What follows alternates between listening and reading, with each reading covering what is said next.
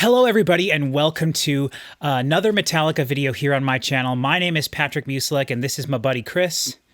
That's me. And we are here to do something that we've done once before, and we've had some requests to do this, and also I think both of us just kind of wanted to do this, right, Chris? I certainly am not going to complain about listening to this album, that's for sure. Sure. So what we're going to be doing here, if you're unaware, on my channel last year, we went through and I listened to all of Metallica's entire catalog for the very first time. So I have all those videos, many, many hours of us discussing Metallica. So if that sounds interesting to you, please go check those videos out. I have a playlist on my channel of just the Metallica videos, which this video will be in as well. But what we're going to do here is we're going to do a re-listen to the entire And Justice for All album. We may skip the track 1 just because we recently did a whole video on the channel about that, but Chris and I haven't discussed that yet, so we'll make that decision when we get there. But we're going to listen to the entire album again. Both of us have heard it. I myself have only listened to it once since we recorded the original video, I think back in March or April of last year. So it's been, wow, I've only listened to it once, and it was in the car, and I don't think I only listened to the first 4 songs. And so I have not explored this album very much at all. And so this is one that I did with you, but no, Chris... Nope. This is one that Chris Schoenberg and I did. Okay. That's why we're doing this, because you have not reacted to this album yet, and you have told me on multiple cases that you think this is maybe your favorite Metallica album. So let's before we get to that though, real quick, there's one thing I want to do. In all my videos, I always go out of my way to discuss what we're going to be drinking, and I'm not going to go through the whole thing for this, but I just want to say I want to get to this so I can start drinking it because my mouth is dry. So for this video, we were at Walmart and I just bought another energy drink. So this is another G Fuel. And instead of Spyro. I've been looking for, I loved the flavor of the Crash Bandicoot one so much. It's my favorite energy drink I've had so far. Of all the ones I've tried in the last 10 videos or whatever, 6 videos. So instead I've got a Spyro one. So the Crash Bandicoot one was the flavor of the fruit in that game, which I forget what it's called. But in this one, it's the flavor of the fruit in the game, which is dragon fruit, I guess. So let's try some. Dragon fruit's good. I got my glass here so we can pour it and see what color it is. Though I'm pretty sure we know that it's going to be clear. Clear is my guess. Yeah, clear is my guess as well. Especially because dragon fruit is white. I just spilled it all over my mouse. I saw that. Dragon fruit can be pink, but all the ones I've experienced have been white. Oh, so dragon fruit's an actual thing. Mm-hmm. Oh, I did Crazy not know. Looking. I thought it was like a fictional thing for this. Cheers to anyone who has a drink. Don't drink alcohol. But if you're going to drink responsibly. Oh, that is good. Okay. Let's see how much I screwed up my mouse. Probably not at all. Okay, well, this is going to be ruining my handkerchief for the video. Okay, so while I'm doing this, now that I have my beverage, Chris, you tell us about your feelings of Justice. And I wanted to challenge you a little bit here, because sometimes when I ask you, well, a lot of the times, when I ask you why you like something, I don't know the answer. No, sometimes what you do is you talk about the things that you don't like to try to get around to the way that what you do like. And a lot of the times you talk about things other than the music itself. So you can talk about whatever you want, because we're going to talk about a lot of aspects of this music. We're going to dive as deep as we want to, but I want to challenge you to think about why you like this album musically. Now, I know you're not a musician, and I'm not saying that you need to know every term correctly or anything like that, but I want to know why you like this album musically, and then also any other ancillary reason you want to throw in as well. Well, the very first thing I was going to say was something that doesn't have anything to do with the album musically, so that's good. Say whatever you want to say. I just want I know what I'm gonna. I want to challenge your mind to be thinking about that. I was gonna say, a while back, I decided to sit and try to figure out which Metallica album was my favorite. Mm-hmm.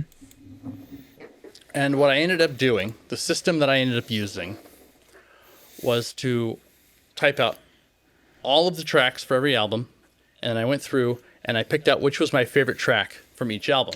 and how many tracks there were on, just overall. Yep.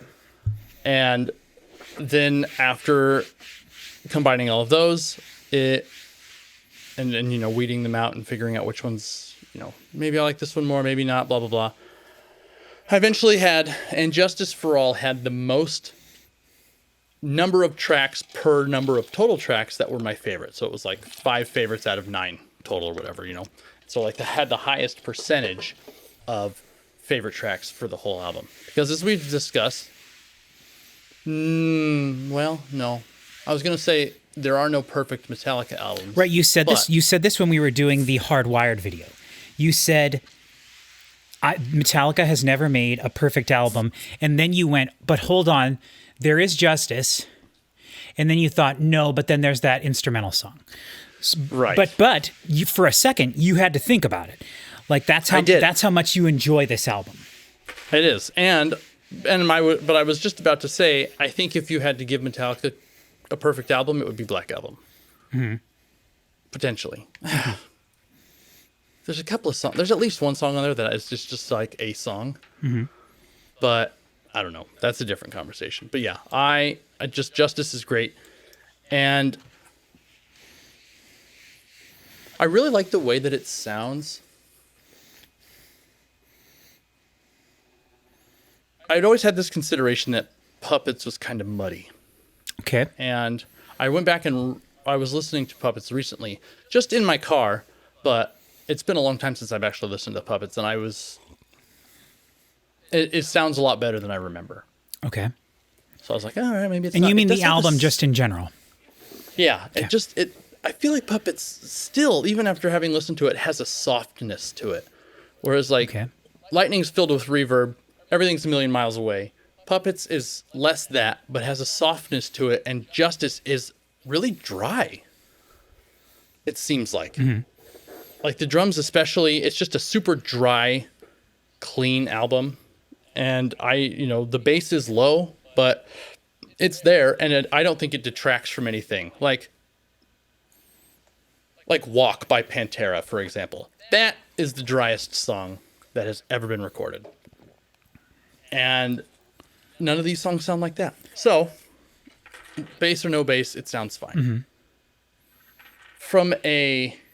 I'm just going to keep giving you things that aren't the music itself. That's all right. Because I don't know how to talk about the music. From a concept perspective, lyrical perspective, Justice is definitely their most it's very, I guess, political, but I don't like that word. I think there's a lot of better words to use to look at it with. But it's their most maybe less personal and more critical. Yeah, life critical. I can say that. Yeah, because Puppets is all about personal strife with drugs and stuff like that. Yeah, but a lot of James songs are. Yeah, but Justice is almost entirely about. It's in the album, and Justice for All. It's very much like an oppression of the working class kind of album. Blackened is a little bit, hints towards nuclear war and climate change. And one is about, James has a bunch of different songs about war, and they're always about the same in the form of war is bad, don't do it. And one is no different in that regard. But there's and Justice for All, the song itself, of course. And some other ones Dyers Eve is still a personal, James talking about his parents and stuff kind of song. So it's not entirely war based, but it's just a really and it's so timeless. There's so many lyrics in Justice that are still super relevant now. Okay. Okay. If even more relevant than they've been in 20 years due to things that are going on. And sure, I think it only works in its favor. It's aged so well. Okay. Musically, I don't know. I don't know how to differentiate it really from anything else that they've done in terms of the way that it's written. I think some of the drum parts in this are the most interesting kind of compositions that Lars has done in any of their albums. Okay. because so much of what he does is very straightforward. You know, he recognizes that this is definitely a guitar-driven band, and so he's like keeping it together rhythmically and doing his little flourishes and stuff. But this band is about James and Kirk for sure. Sure. And their music has always really reflected that.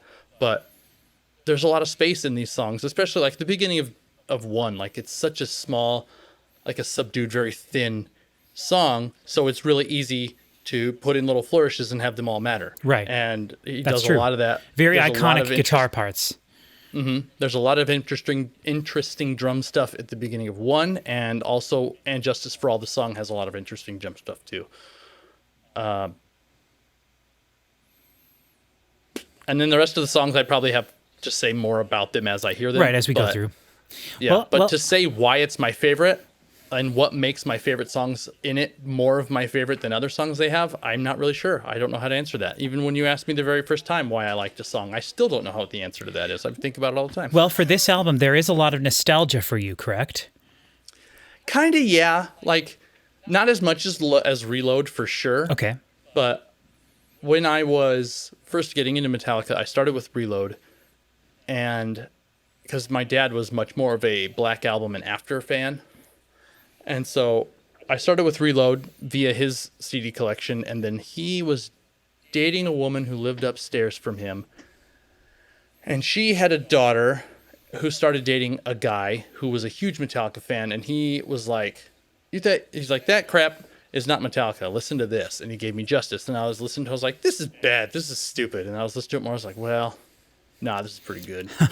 And then it like just kept growing on me from there. And Sure. I was like, okay, I get it. But yeah, this was definitely the first, real Metallica album that I ever heard. I don't feel any particular nostalgia. So like when I listen to Reload, the nostalgia juice really gets going. Like Sure. I can feel it, it's in there somewhere. However you describe nostalgia is, I don't know. But Yeah, it's hard to. I feel like Justice doesn't have as much of it. It's just always been such a banger, and it doesn't hit in that same way. Sure. And some albums, you just do that. You connect with them, and there doesn't have to necessarily be a specific reason. And hell, maybe you could say that I like it because I've listened to it for 20 years. Right. Like that. But I wonder how That's much not of it fun. has to do with the fact that there is less bass, and the album just does sound completely unique amongst like every album you've ever heard. So I wonder it about does that. sound very unique. I don't know. It didn't do anything for me in terms of like, this is the first album where I started caring about how albums sound kind of thing. Mm-hmm. I would say that is like most specifically assigned to the first People in Plains album, if I had to pick something. Sure. Where it was like, in that one song, when he blows in the mic in the little break after the intro, like, I had not heard that 1,000 times. Then I heard it one time for some reason, and it was like, that was what started my journey into like the world of audio fidelity and trying to listen to stuff at its best quality on the best equipment and blah, blah, blah. But I love that. I mean, I always cared, like I've never been able to stand songs that sound bad. Like, Sure. It's one of the reasons I hate punk music so much is Sure. like classically punk sounds bad by default, like really awful. Mm-hmm. And I mean, there's other things about punk music I don't like, but the way it sounds is a huge piece of why I never even gave it a chance. So it's always been important, but Well, one I don't know. thing I have to say is that I did a lot of research on Justice today, and when we originally filmed this video, when I first heard the album for the first time, like my first time hearing the album, I had another different friend with me, also named Chris, and he and I listened to the first three Metallica album. Or no, we listened to Ride, Master, and Justice, and then since then, Chris joined us. And, Chris Parker Me. joined us. Yeah, present Chris. And so that's one of the other reasons we're doing this, to get Chris's thoughts. And but I did a lot of research, and I found that, I think a lot of people know a lot of the history of this album and some of the controversy that kind of happened with the recording of it, and the Cliff Burton passing away, and that causing some rifts, not rifts, but Yeah. some the day before I was born. yeah. So that there just was all sorts of there were a lot of contributing factors to going into why this album sounds the way it does.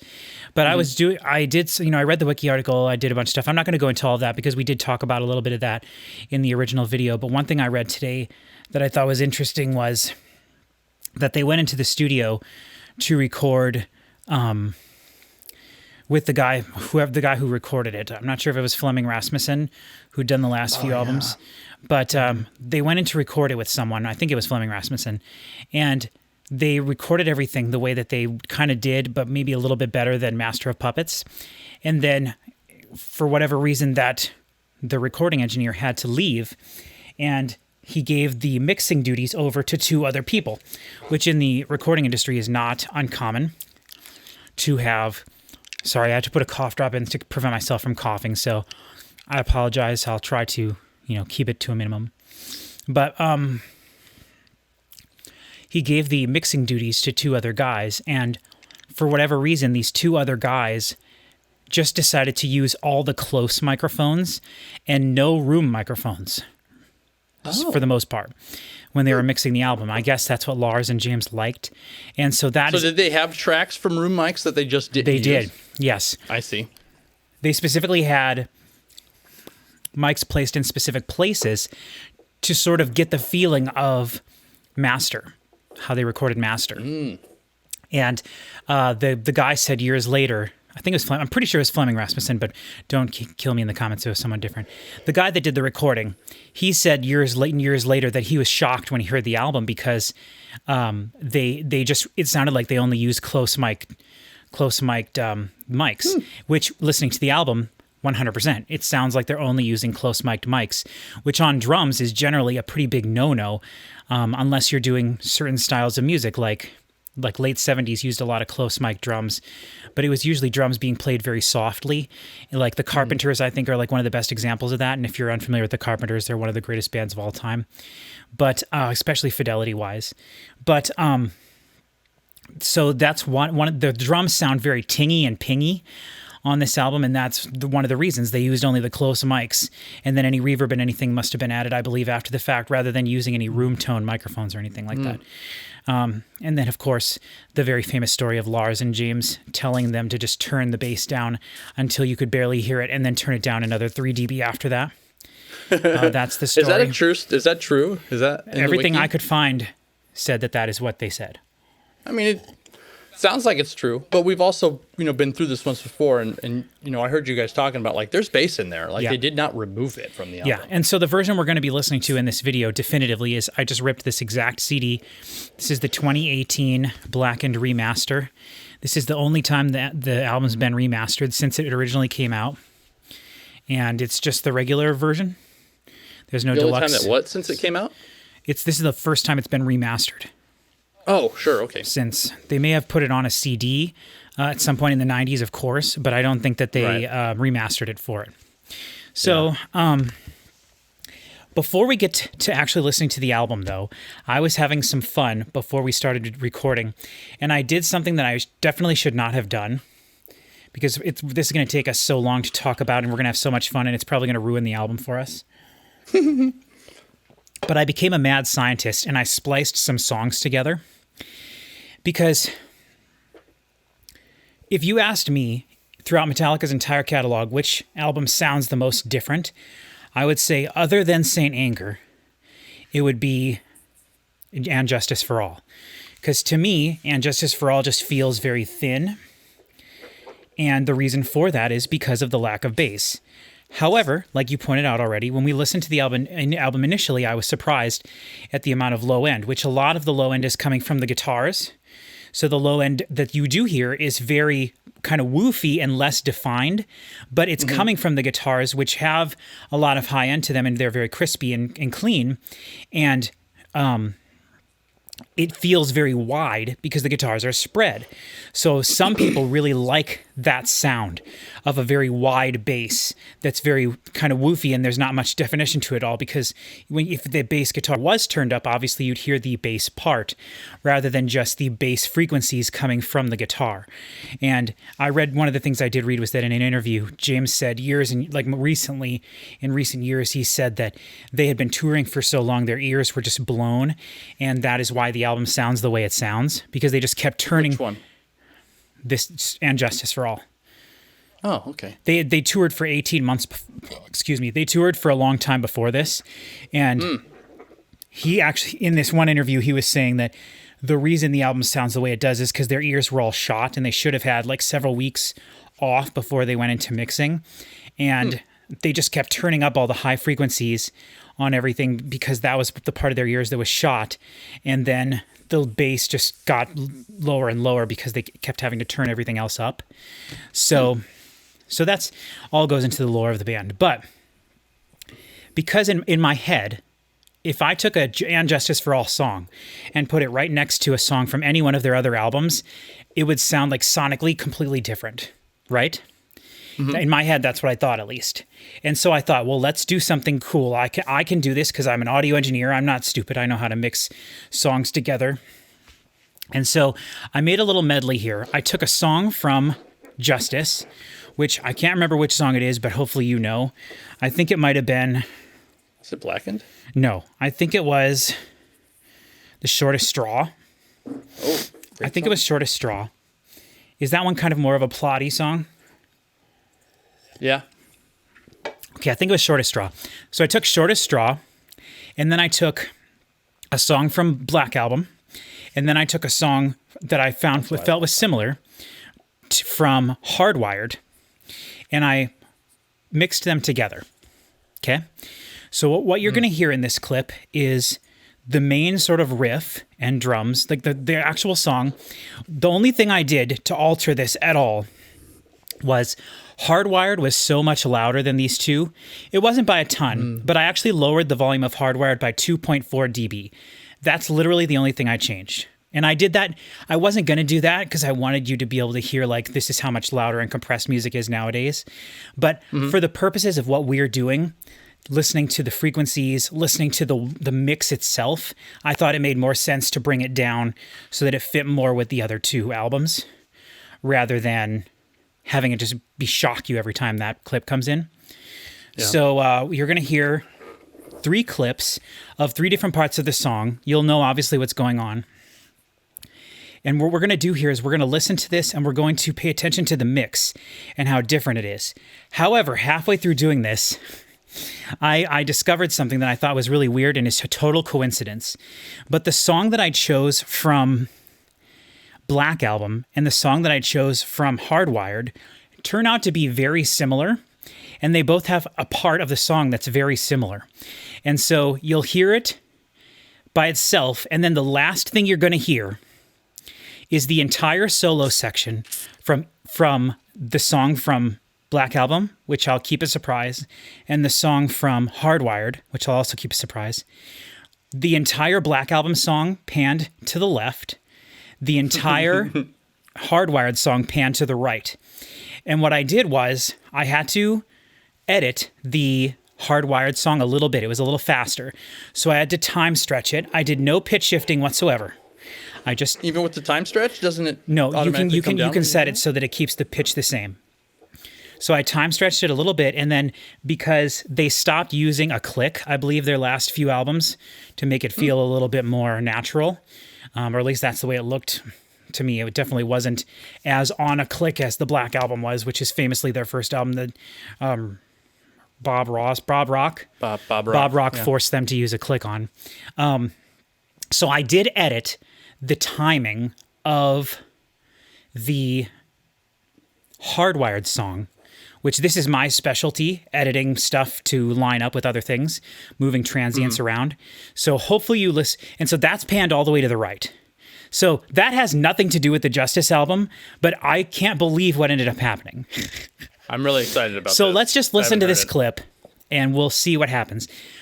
I don't even know what the songs are. Yeah. It's going to be great. Try to focus on the differences between the mixes at first, and then we're just going to basically have some fun. Okay? Yeah. All right, so are you ready to hear this? Yeah. It's less than 3 minutes long, so just 2:47. Cool. In 3, 2, 1.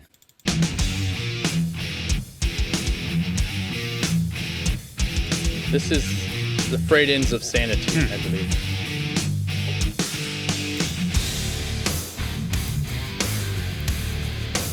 Now there's more low end there for sure. Guitar is wider, but much more prominent on one side. Totally different guitar tone. Interesting. Drums sound about the same. Yeah. your black looking clear. My work is done soon here. Try getting back to me. Get back what used to be. Hey, I'm your life. I'm the one who takes you. More cavernous reverb. I'm your life. I'm the one who cares. He sleeps under black seas waiting. What a jam.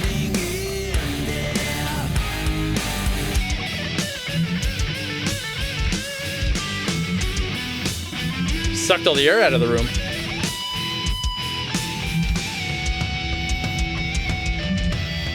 The drums really do sound so similar. Kick especially.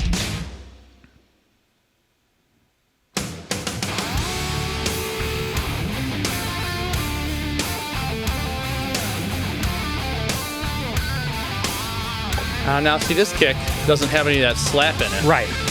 It's much more rounded. Yeah.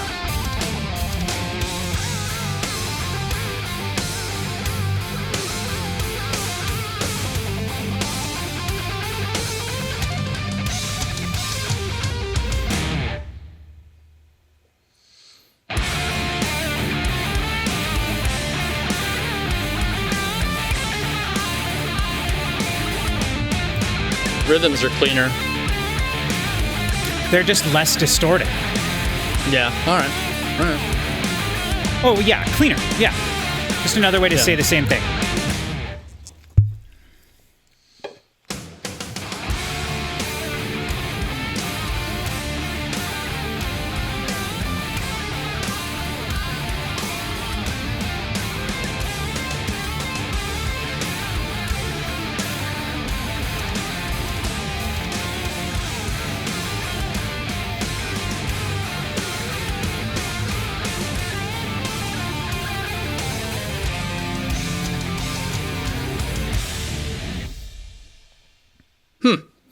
So those solos are basically the exact same thing.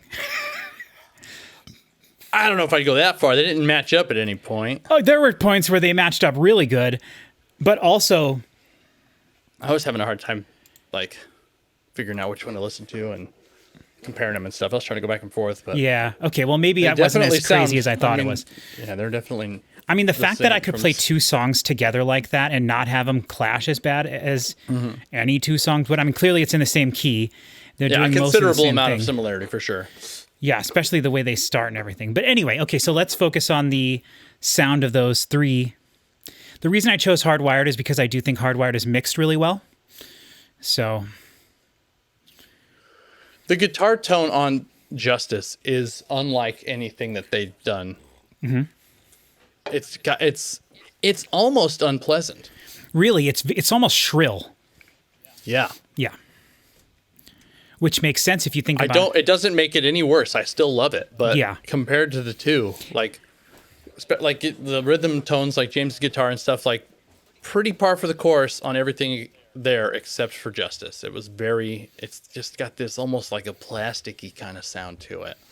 Right, and I think a lot of the plasticiness comes from the drums and just the lack of, like, they're just like pingy. Everything is very pingy. It's very short, staccato-y, like pingy. I was thinking more like in guitar tone. Like I think yeah. hitting to that sort of woofiness that you're talking about. Like if you get a really cheap subwoofer, for example, that's made mostly of plastic, there are certain resonances that just like, oh, this is clearly just a plastic box. You know, because when you use wood for subwoofers, it tamps a lot of that type of stuff down. And not to say that anything about the song sounded cheap or whatever. I'm just trying to make a comparison that makes the most sense. But it is an interesting tone for sure. Well, it's very different. The reason it would be sort of what was the word I was using? Muddy, is because Muddy. you know that low mid to low frequencies, because the frequency wavelength is so long, when they start to overlap, you can start having the same exact frequencies playing at the same time. And when the same frequencies are playing at the same time, it doubles the volume of that frequency, right? Mm-hmm. So when you have white noise and you copy that exact white noise, line it up exactly, and duplicate it, it's double the volume, right? The same can be said for anything. But when you pan two instruments that, like, say you have white noise and you pan it to the left all the way, and then you move it slightly, like a 21 millisecond delay or something, and you pan it all the way to the right, the duplicate track of that, and you play it, those frequencies are now not perfectly aligned. They're off a little bit, but there will be moments where certain frequencies are perfectly aligned. And it happens a lot more with low frequencies because the actual waveforms are longer and go higher. Whereas with short frequency or with higher frequencies, they're much more spiky. And Yeah, they don't last as long, so the Right. opportunity for them to clash is shorter. exactly. And so that's where muddiness comes from in a lot of mixes. It's tracks that have similar frequencies on them, and the frequencies are happening at the same time as those exact same frequencies in other tracks. And that can be with a kick drum and a bass guitar, for example. That's why when you have an album mixed like the Any Black Keys album, right? And you have this giant, massive sounding kick drum, if you want a lot of beef in the kick drum, the bass guitar is probably not going to sound as beefy, and it's going to sound a little bit more rounded with more high end and definition to it because you have to sacrifice. And so the thing that's most interesting about the Justice album to me is because the bass is really essentially kind of a non-factor, the guitars, all the low frequencies you're hearing are bunched up, muddled low frequencies from the guitars being spread apart. And then those exact same frequencies are happening. And then you hear that kind of gather in the middle of the stereo spectrum. Oh, sure. And so that's where, and then also can happen on the outsides as well. And so, Now, on mine, through the magical digital DAWs, or I guess just a DAW because that's what the D stands for. But I have a phase switch button for every track. So you just hit phase switch and then it flips. You go up, down, Yeah. it becomes down, up. And that would be a good way to solve that, technically speaking. well, that's when you end up But with I don't phasing know- issues. Yeah, and I was going to say, but I don't know what kind of things, like how do you solve that in an analog world? Do you solve that analog? Well, the thing you would have to do is have a different enough sounding sound on the left to the right, right? So if you have a completely different sounding guitar on the left than you do on the right, the low frequencies will probably be mostly different. Maybe only a little bit of muddiness will occur. Also, a lot of the times, on a lot of metal records especially, if you mute the bass, all the low end goes away, and that's because to get rid of any muddiness, you just get rid of all the low frequencies in the guitars. Yeah, don't overlap them. But they didn't do that here. On Justice, Right. you're going to hear a lot of frequencies that would technically, usually, like universally, be EQ'd out of the guitars. But you're hearing those frequencies here, and that, I think what we're talking about right now is, I think, the nebulous of why a lot of people really like the sound of this album. Because it allows you to focus on the guitars so much and to such an extent that, because there's nothing else to get in the way. There's literally, that's all you hear. And also because it's so dry and fast, you're literally hearing the technique, you're hearing the musicianship, like there's nothing to hide behind. You're hearing James, because at this point, James played all the rhythm guitars, I believe, right? It wasn't until Load that Kirk started playing rhythms. Sure. That makes sense. So you're hearing James, master rhythm guitar James, playing at his best probably here. So I would agree with that. I just thought that was a fun thing we could do, fun little experiment. That's great. If people enjoy, And I think that's the kind of thing that separates this channel from anybody else. Oh, yeah. Like nobody else is doing stuff like we're that. gonna do. Not at all. I want to do a whole video where we just sort of discuss the sonic analysis of Metallica. Like I want to try to see if you can run one song from each album through like some sort of like a frequency analyzer or something like that to see the range of frequencies and different things like that. Yeah, I mean, I've got several different like graphic and EQs that you could just record the video of. For sure. And so I want to do stuff like that. And I want to listen to like a 5-second clip of like one song from every album in a row. Just go through the whole thing and just see how much it changes. Like I was shocked how little the difference was between Black Album and Hardwired. I thought Black Album was going to be so different. And it was, but it also wasn't in certain ways that surprised me, like the kick Right. being so loud. The drums being so similar across them was really surprising. Mm-hmm. So I thought that was fun. We're going to do more of that in the future. So if you like that, think about subscribing to the channel. Now, on to the actual album itself. Let's just go ahead and get into this, I think. Is there anything specific you wanted to talk about in terms of the artwork before we get into anything? Or No. no? Okay. I looked up a bunch of stuff about, like I said, all these different things. I think this picture is a really badass picture. It's like the Metallica guy's head's made into like a mallet, kind of. Oh, I see. I don't think I ever really understood what was happening there. I mean, I probably looked at that once or twice, but Yeah, it's neat. But I'm going to keep the book out. gavel. I'm going to keep the book out and look at the lyrics as we go through. At least keep an eye on them. Sure. See if they make sure they don't go anywhere. Now, vast majority of the songs were written by Hetfield Ulrich Hammett, but the first song, Blackened, Hetfield Ulrich Newstead. So Blackened was co-written by Newstead. Let me see. Nothing like writing a song and having it not and having all of your parts cut out of it. Let's see. Okay. I also think I read that one of the songs, Cliff Burton was also listed as being credited because Jason played just like a couple riffs that he had written for that part. That's probably the instrumental. Probably. Just in case anyone's curious, because it's a little different. This is, like I said, this is the Blackened edition. It just came out on CD. You can buy it at Walmart for $5.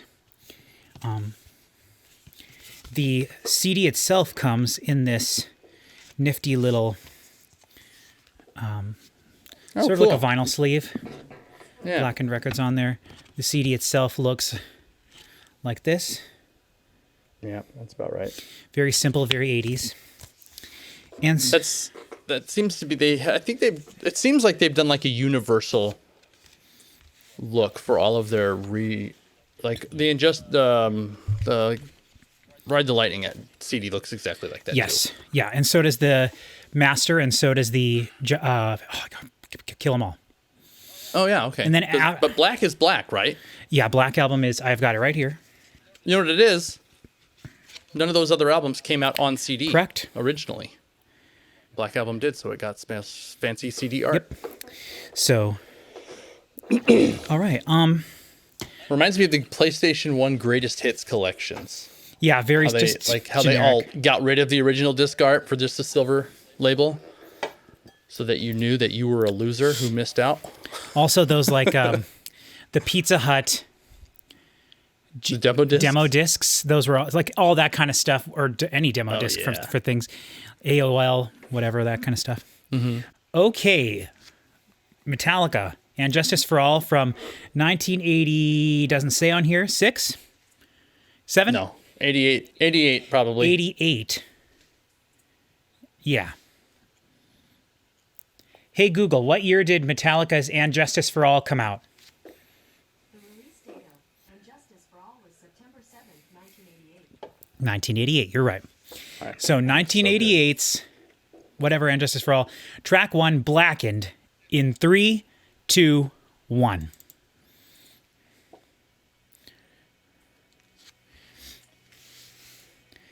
I forgot it fades in. Backwards guitar. Oh, yes, you're right.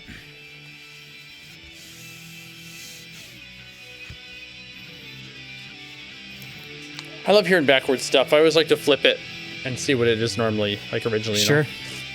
Because it was never, I'm guessing 100% of the time, it wasn't written that way. It just, they did it post in the studio. Right, and it's similar enough, like it's not out of key or anything. Yeah.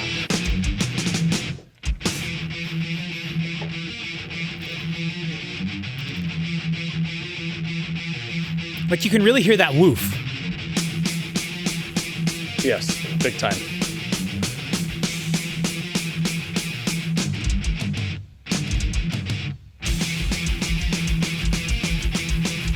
Also, there's a lot of lows in the kick, Yes. like sub frequencies.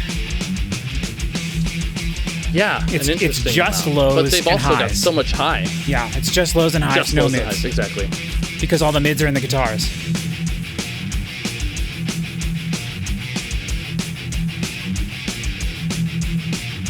Blackened in the air, winter ripple sand. Also, because there's no bass, his voice sits really nicely in the middle of the mix.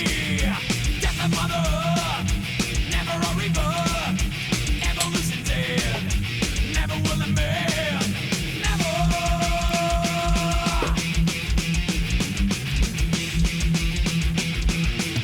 Fire to begin would be dance of the dead. Blackened is the end. To begin would be dance of the dead. Come on, blackened. Oh, Blistering of earth, wow. terminate its work. What? Nothing. That was like the amount of times that Metallica has double bass in their songs you can count on one hand throughout their entire career. Never seen before. Yeah. Breathing nevermore. They do a lot on this album. Now, does this sound in time to you? This section? To begin would be dance of Yeah. Because to me, it just kind of sounds like Lars is going blah, blah, blah, blah, blah. Like, Come on, we're blackened. Blackened. but that's kind of the point. Like, this wasn't meant to be perfect. It wasn't until next album that it was supposed to be perfect.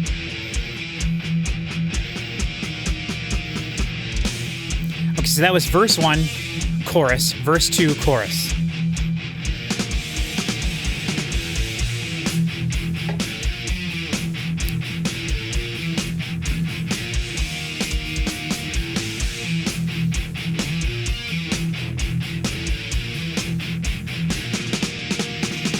Opposition. Contradiction. Premonition. Compromise. The snare has Agitation. nothing like it is the just microphone snare. Yep. Ship it. It's just a ping. It's like a BB shot. yeah. Color. Blistered earth. True death of Whereas the snare in Black Album is a cannon Yeah. directly into the middle of your face.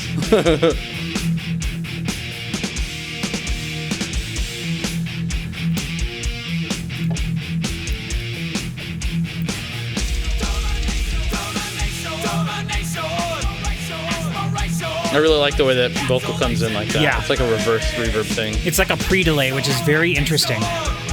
Yeah.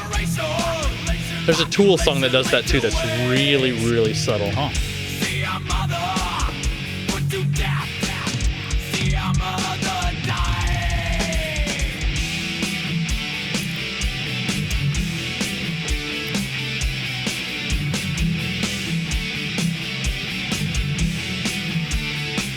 That hi-hat is so far away.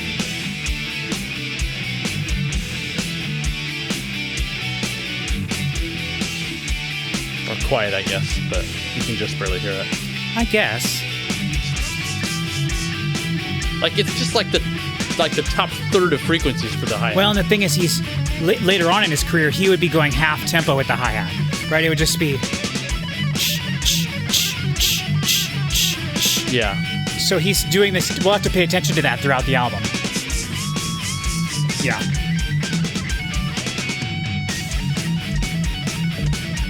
I really love a dry solo tone. I love it.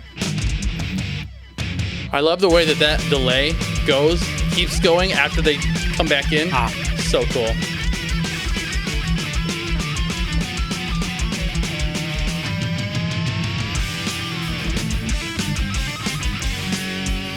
Really interesting guitar riffs behind the solo here.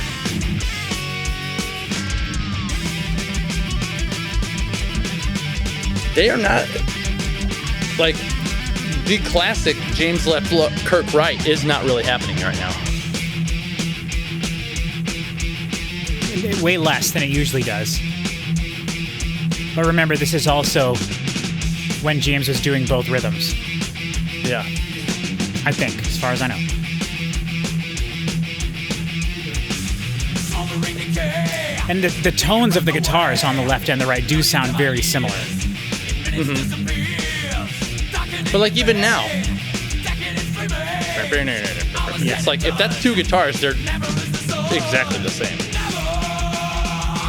I mean, I guess it would be. Kurt's not just standing there, you know. Yeah. Okay, going back to the chorus. Blackened is the end. To begin with me, dance of the dead. Fire is the outcome of hypocrisy. Darkest potency in the exit of humanity. Your arm will blackened. Blackened. Awesome. I like that. The discernible chorus, I really appreciate. And Oh, You know- sure, because he's the anti-chorus guy. right, he's the anti-chorus guy, and so that wasn't an anti-chorus. And it also had shades of Master, right? Master, Blackened, right? Yep. So Absolutely. So there's it's like rhythmically it's interesting enough to remember, but then also it's the guitar riff is doing what James is doing, the melody. Dun da da dun da da da da da da da da da da da da da da, right? So it's easy to remember, and I like that personally. For people who've watched our other videos, you know I like songs you can sing along with, and I feel like that would be one that you could. Yes, absolutely. So how do you feel about that as an album opener? I mean, it doesn't do what Battery does as an opener. Like, because Battery starts off like, you know, with the acoustic and it hits and it's like the fastest song on the album. This, Would you say it more sets the tone rather than standing out? yes, I think I would agree with that sentiment. One of the things that I did read, and I was curious if you were going to bring this up, but it's a little different for me again because I'm just learning who Metallica is. And so for me, the idea of going out and searching for things, I have, 20, in this case, however, 30 some years of people talking about it.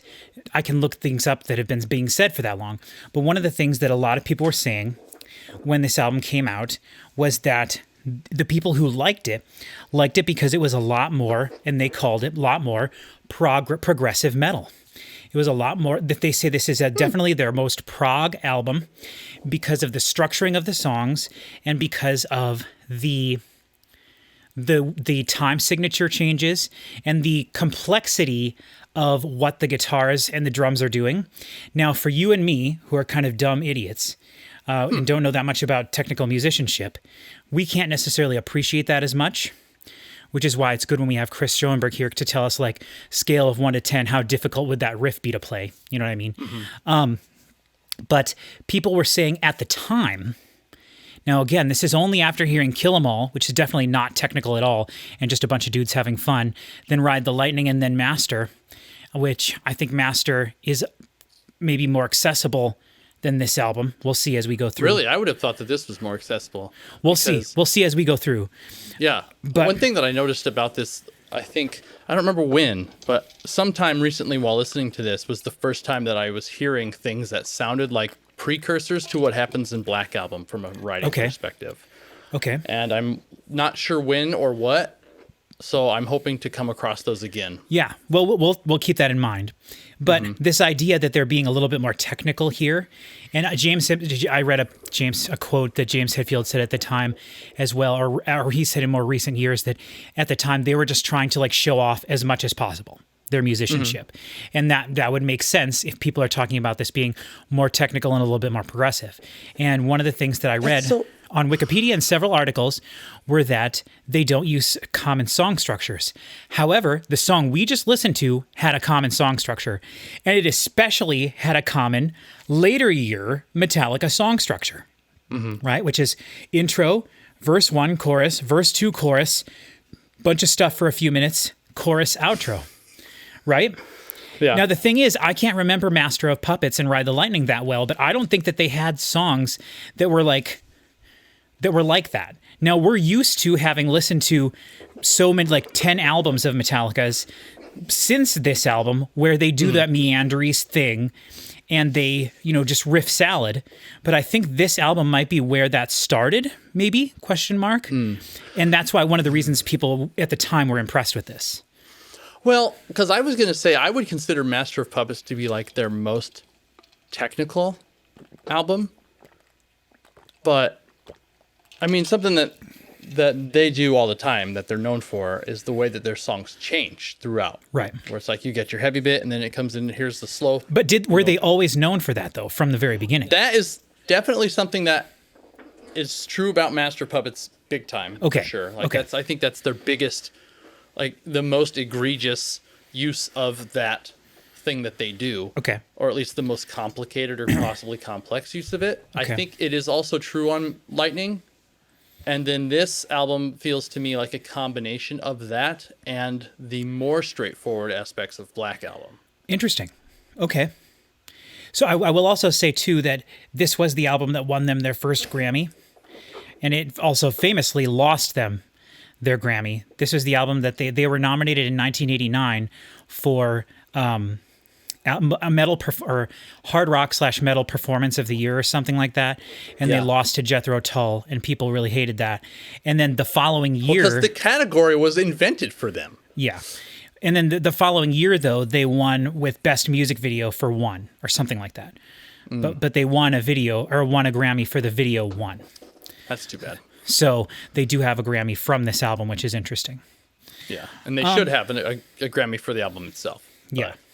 So I will say the thing that surprises me the most listening to that song for the first time in a long time, like actually paying attention to it, is the fact that it had a catchy chorus and the chorus was in there 3 times.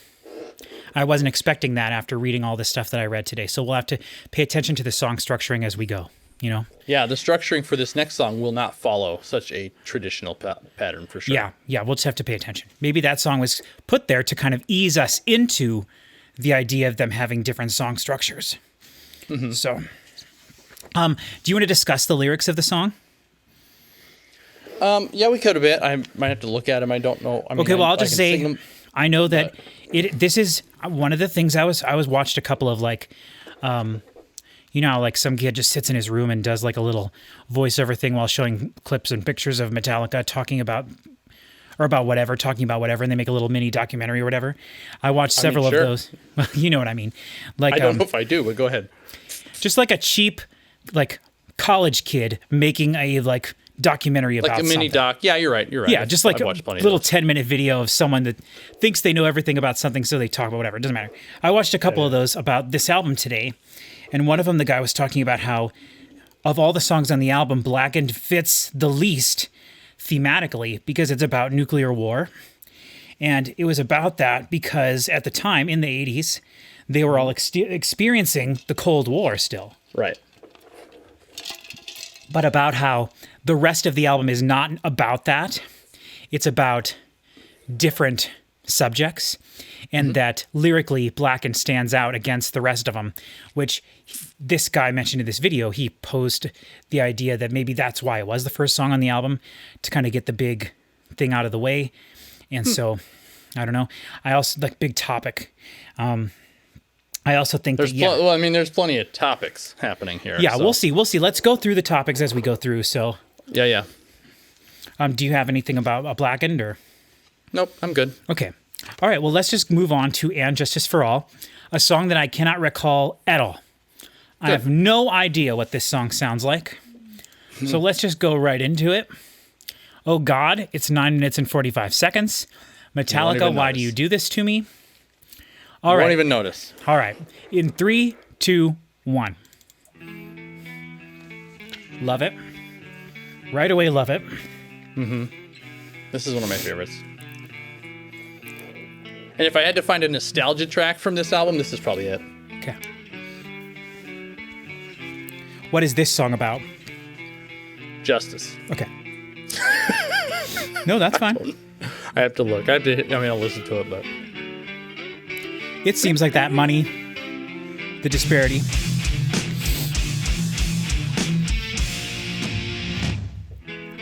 Ooh, reverse snare drum or reverse toms. oh yeah.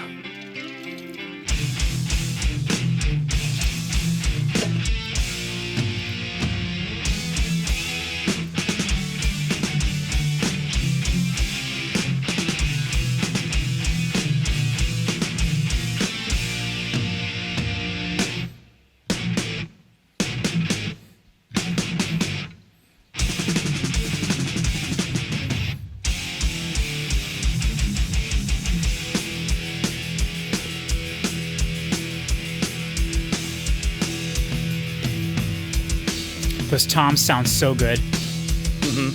See, toms naturally have more resonance to them, so they sound bigger.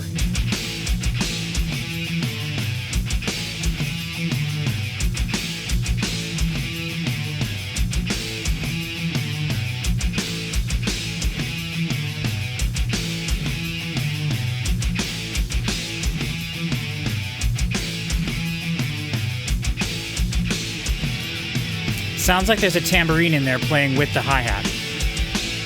Yeah. But also remember with the hi-hat, he's doing it double time. Yep. Rather than well, I don't even know what time signature is this.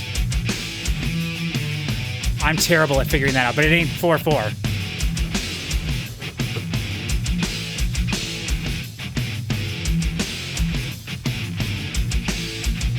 All the dust is painted green, money talking. 2 minutes 12 when the lyrics start. Okay. Soon you'll please their appetite, they devour. Hammer of justice crushes you, overpower. The ultimate vanity, exploiting their supremacy. I can't believe, I feel like the vocals are too low. I can't believe, I can't The common Metallica problem. rights. Yeah. You pay, nothing can save you. Justice is lost. Just a little too low. Done. Like 2 dB. Pulling your strings. Justice is done. Ooh, dead. Done. Seeking no truth. Winning is all. Fighting so grim, so true, so real. Ah, this is the So Grim, So True, So Real song. Yeah. Okay. A band that I really like called One Man Army and the Undead Quartet. They have an album called So Grim, So True, So Real. And the first time I heard this, I was like, oh my gosh, that's where this comes from. Also on the So Grim, So True, So Real, I believe that was the first time we heard harmony vocal. And there's, you notice a little bit of double bass there in the transition. Through your eyes, their light burns, hoping to find Inquisition sinking you with prying minds. The ultimate vanity. I will say in the lyrics sheet, it's really nice. It has the lyrics. Sorry.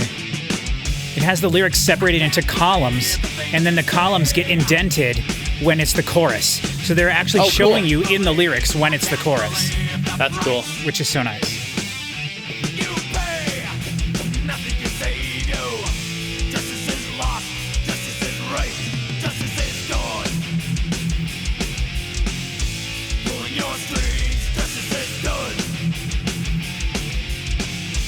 Seeking no truth, winning is all. Fighting so grim, so true, so real. Maybe it wasn't harmony, it just said overdub Yeah. or a double. It's that double hi-hat.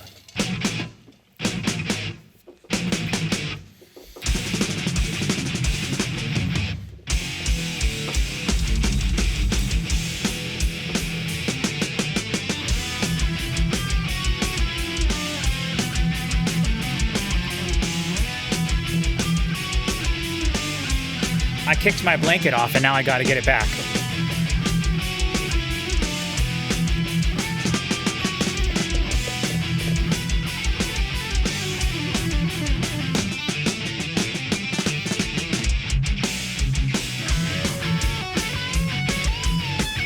I love the guitar tone. I'll probably say it every song, but I absolutely adore it. The way this solo started, like, turned this into a totally different song for Yeah. 2.5 seconds.